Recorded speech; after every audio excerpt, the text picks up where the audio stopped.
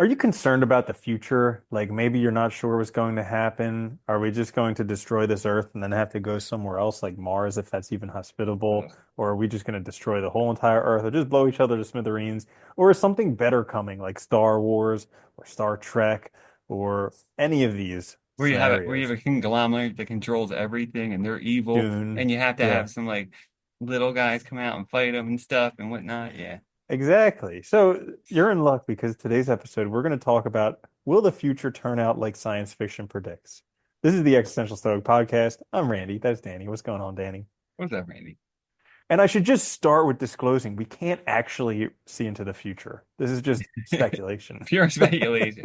Although, on a side note, it is funny though, because if you look at early science fiction, a lot of what the things they imagined did come true. Like submarines ended up becoming true, right? If you look at 20,000 Leagues Under Sea is a great example. Spaceships, like rockets, the ability to get to the moon became a reality. So a lot of science fiction does try to base itself in science. And I think there is like, it's people just imagining how far we could take this thing. So there is some, I'm not saying it's all true, don't get me wrong, or that it all will come to be, but that there is some foundation for it, which is interesting. I've always found that really fascinating. Like the movie Idiocracy. Yeah, That was that's a great one. that was totally predictive of the future. Yeah, Like people just got dumber and dumber, and then yeah, that was and a we're just great keep movie though. yeah, we're Yeah, just keeping going. But so I've been really enjoying the what do they call it? The so not the soap opera. The well, space anyways, opera. The Expanse. Space opera. That's it. Yeah, Space opera. The Expanse. And it's 9 books. They're all pretty darn thick, but it's really, really entertaining. And I just love getting caught up in that because it reminds me like how vast space is. oh yeah, that's the thing I love about it too. Because like, dude, space operas. If anybody's not familiar with the idea, it's usually stories that take place across space, like stars and stuff. So there's like ability to travel very easily between things and all, people all over, aliens, whatnot. It's very fun. But there's always things like it reminds you of how vast it is, but I like it because they also play into the unknowns. They're like because it's so vast and because we know so little about it that there's this possibility of discovering things that you would never even think of or have no idea what they are, whether they're other intelligence or just random natural events that are crazy or what, right? And it's kind of crazy. And it's like nuts how, space is huge, but it's just this vacuum. And so we can create these little environments inside of there Yeah. that are essentially like self-sustaining, but outside of that, you're just dead. And Yeah. so like, they enact justice by just airlock Throwing people. putting people out the airlock and Yeah. just like yeah, It's like the old crazy. days, right? Where you walk plank, except way worse Yeah. in some sense, I guess. You way Well, it's less it's likely. nuts because you go into a vacuum and your blood boils. Yeah, It which is just weird. yes, totally. You think you just freeze instantly, right? But like Yeah. that's not the case. It's very strange.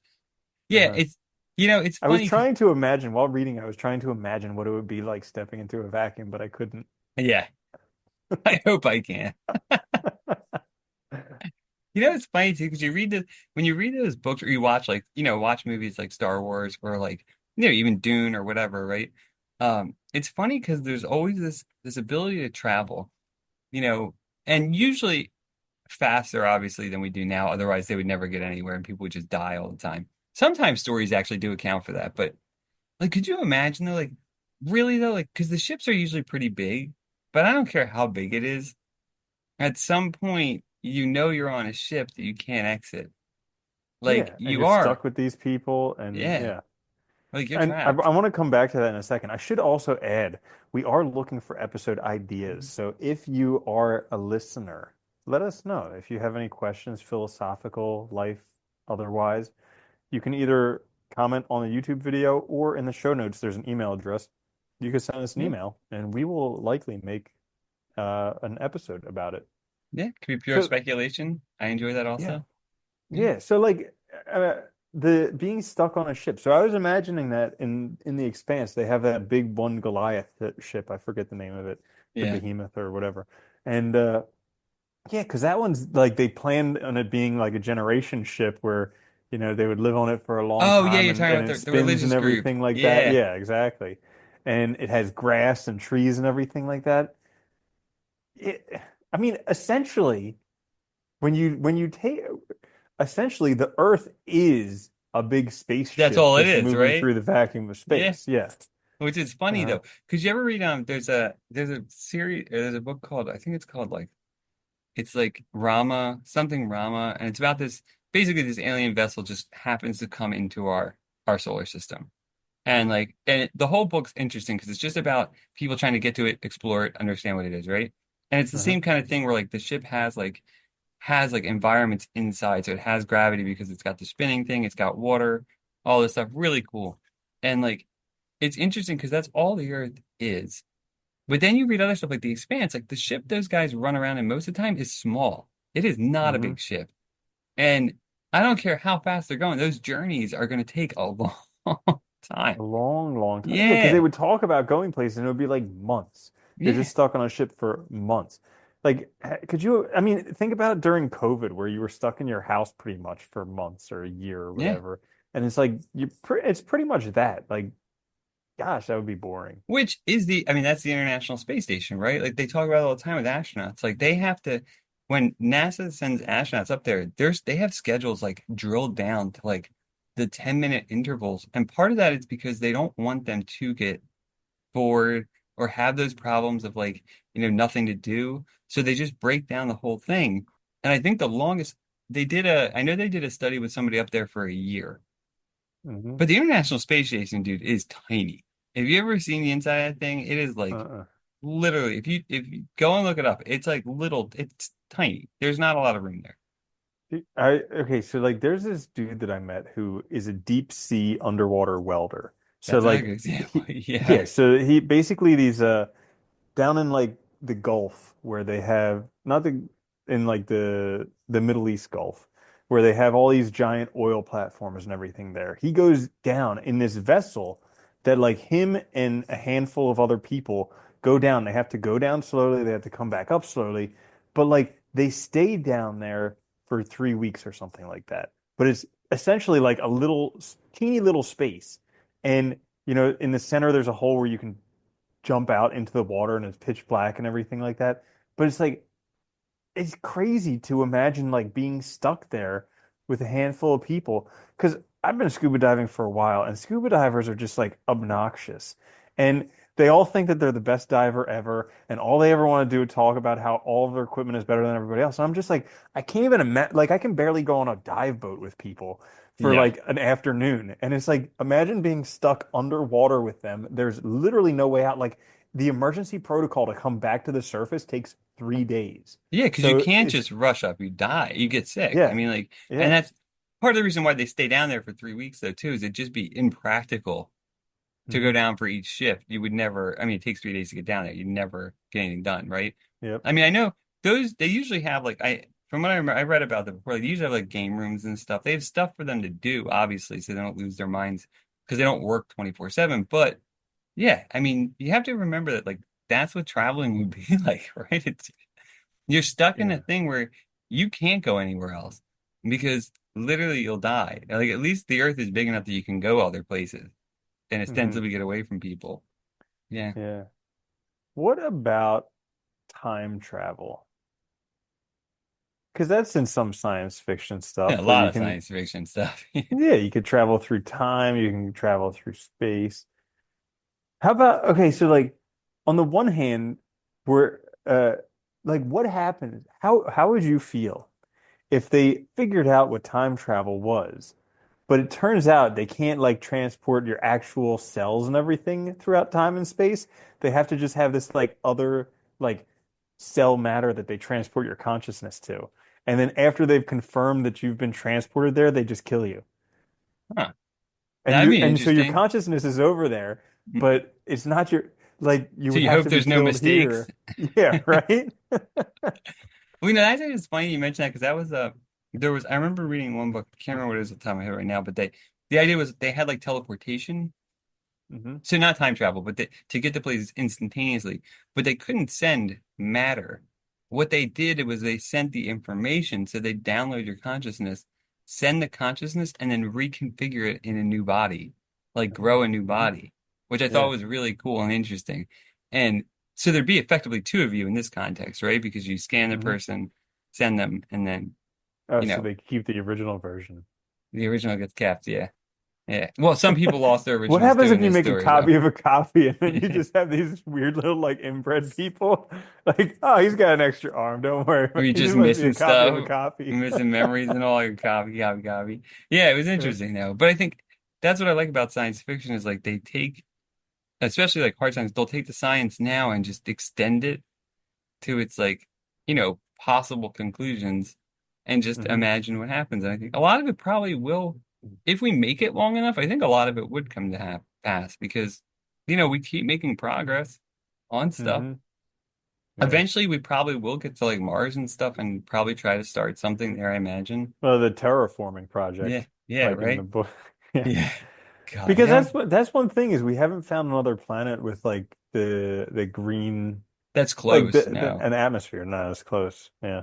No, because like I mean, even with what does Mars take right now? Like 9 months to get to or something? Like it's not a short trip at all by any means. But Mm. it's funny though. Think about that. Like when they were talking, I think it was when they were there was that a while back. There was that guy who was like wanted to do that expedition to Mars to colonize it. You remember? It was like some rich Nope. guy. It wasn't Musk. This was somebody else. Bronson, Maybe I don't Richard know. Branson. Maybe it might have Uh, been him. I can't remember who it was, but they literally had so many people signing up, and I was like, dude, are you insane? Do you know what it'd be like to be the first people there? You'd have it would like suck. you'd have a little inflatable thing that you have to live in, and everything would be hard as hell to And do then one anything. asteroid shower punctures it, and you guys are done. Yeah, Just wipes yeah, out the whole colony. yeah. Dude, they Yep. showed there was an image, NASA shared an image of they called it a micrometeorite. It was a fleck of paint from some other thing hit one of their satellites, and it looked like a bullet hole in a car, Yeah. literally. And it was a fleck of paint. Like it's crazy. Jesus. Yeah, so you think Yeah. about that, right? Mars has no real protection. It has a very thin atmosphere, I think, if at all. So yeah, anything could happen. I don't think we Uh-huh. think about that a lot either. I think The Expanse did a good job with that with the asteroid belt where they're working, Uh, and painting it as a pretty horrible environment overall because they're far away, right? It's like people don't care, and I like think yeah, you know what series, what book that Seven Eves book that had something about asteroid showers hitting the ships, and that was pretty cool. yeah, yeah. But that's just Yeah. it though. There's like so many violent things that happen, and there's mostly emptiness. And I think this is our biggest hurdle. Like if we can't figure out how to do this, get there faster, there's no way we're going anywhere. Well, what happens if there's like life extension, which gra- I mean, I think we're getting they speculate. Didn't they find something in mice or something that makes They've them already live done it actually. forever? So yeah, so they've been doing they've been able to basically clock back mice's lives so that they extend their like so like say the mouse gets to like 3, they can bring them back to like 1.5 effectively and just extend their Crazy. lives that way. So like That's you been done mix already. Yeah. so you take that, you mix that with like propofol or something, Michael Jackson juice that just like makes you forget. Like the stuff they give you before surgery, it just Oh takes your yeah. consciousness. And then essentially you can travel for however long you want, just in a state where you're sleeping. That's true, actually. Yeah. Well, that's the other Yeah. interesting thing is because most of these for long-term travel where they don't assume faster than light, but even quicker speed, usually have some kind of like hibernation, right? And I've always wondered that too, because we have examples of that of real animals that do that. There's worms in I think it's Alaska or maybe Antarctica or Alaska, one of those places, where they basically freeze every year, but they Hmm. have this antifreeze in their blood so that when Hmm. it thaws, they just come back to life. And over an 8 year That's period, cool. all they do is try to eat these little plants for like 8 years, then they become a moth. That's But pretty cool. yeah, there's plenty of examples of that. So like, I mean, theoretically, right? It's just a matter of we're a complex entity, so it's a matter of figuring out how to adopt it. But these things are possible, and I think Hmm. they've also. I think I'm curious to see because teleportation would be one that would be awesome because that would be faster, or like if we can increase our travel time a lot, that would be good. Because everything. That's the other Hmm. thing people don't realize too is like it's so far even to the closest star. Like is I don't remember the exact timeline, but do you know how long it takes to get to the closest one? It's like Oh, it's it's a light long, years or something. yeah, it's like 4 light years or something, which translates to a very long time. like Yeah, considering we can't travel hundreds at of the speed of thousands of light, years. or even a Yeah. fraction of the speed of light, so it's going to be way more years than that. Yeah. But here's another thing: is it the speed of light? So like everybody takes that as a uh grant, Fixed. like as a constant. Yeah, that like number one, it's a fixed constant. Number two, you can't travel faster than it. And like maybe those are true, but what if they're not? Yeah. We don't know. That's the Yeah. crazy part. They could be. It could be like Uh-huh. totally false. It could be just like a limit we're self-imposing because that's our understanding of the universe. We don't know a Mm-hmm. lot about anything. We know Mm-hmm. very little, especially when you talk about space. It's interesting. I mean, the fact that we've even been able to like develop these like telescopes and satellites that are sophisticated enough to even like tell that there's other planets out there and what they might be composed of is amazing. Let alone like figuring out how to go faster. Because we don't have Mm-hmm. the technology for that yet, but that would be interesting. I do always, I love books and I like shows where like people do like jet around and like ships like it's like a car, you know? And Uh-huh. like it's like Yeah. nothing. I always do And they that. make the noise like It'd be awesome. It'd just be cool to be able to be like, all right, I'm going to that planet and or just like take off. or in Back to the Future, the skateboard that Michael J. Fox had. That was like that was such a cool skateboard. I Yeah. wanted that so bad, the Oh, dude, anti-gravity skateboard. I remember in like the late 80s, people thought there was gonna be like hover cars and like, Dude, they thought by the year 2000 it was gonna be here. yeah, Yeah. not What even. happened? We gave up, I guess, on all of our ingenuity. We got social media instead. Dude, we really did. Oh, People thought 2000 was gonna be like insane. They thought there was gonna be like flying cars and all this like what do high-tech you androids. what do you think is going to happen with social media in the future of social media? Holy cow. Like when are they going to get to the point where they recognize that yeah, there's benefits, but it is like in every study they do, it like destroys your life. You know, it makes you more depressed. It makes you more likely to commit suicide. Yeah, It makes you less likely to relate to people. And it's like, yeah, but that's how I stay on top of subjects, and that's what I do when I'm bored. And if I didn't do that, I wouldn't know what was going on. And it's just like, okay, yeah. yeah, there are benefits to like cocaine and alcohol. They're fun, but still, Doing them all the in time is not a good general, idea, yeah. right? Well, there's benefits to that. That's always the problem, right? Is like none of these things are inherently evil. Nothing is. It's just how we use it, right? It's either going to be good or bad based on our usage. So I think Mhm. we forget too that we're at the very beginning of these things. So hopefully in time we work it out and figure it out, you know, and Mhm. maybe one day in the future, like this stuff will be used for like mostly for like really information, like learning, like making learning accessible and like people like, you know, showing cool things or whatever. I don't know, but like who Uh, knows? Doubt it, uh, but maybe. yeah, You doubt never it. know. I know, dude, with AI, like that's the end of education is AI. I know. Like seriously. If I was a kid in school, I would not ever do any homework ever because you could just prompt AI to do it And arguably learn and just get as it done much. so much better. Yeah. I Yeah. know. Crazy. It's gotten bad. But yeah. Well, that's Anything it. else you want to add about the future? I do think that if we do get to other planets, like if we really do start exploration, like even just in our solar system, like Jupiter's moons and stuff, the ideal thing will be developing some sort of robots to go first and small robots. Because Oh. because you know, think about it, you could send robots on a mission that takes hundreds of years. Who cares? Because they're not going to have a problem. You just turn them on when you get there. And I think that would be the Uh, logical thing to me would be use technology for that purpose. uh. What happens if they develop consciousness out there and then they Hey, build good their for own them. They'll robot start their own force and then society and come attack us. That's happened in many yeah. books. Yeah, right? That is a Yeah. premise to a lot of stories, so we'll see. Yeah. All right, sweet. Well, there you have it. What the future will look like will be like science fiction. Uh, before we sign off, we are always looking for episode ideas. So if you have any, email us, emails in the show notes, or comment on the YouTube videos. And other than that, we'll catch you next time. This is the Existential Stoic Podcast. I'm Randy. That's Danny. I'll see you later, Danny. Later, Randy.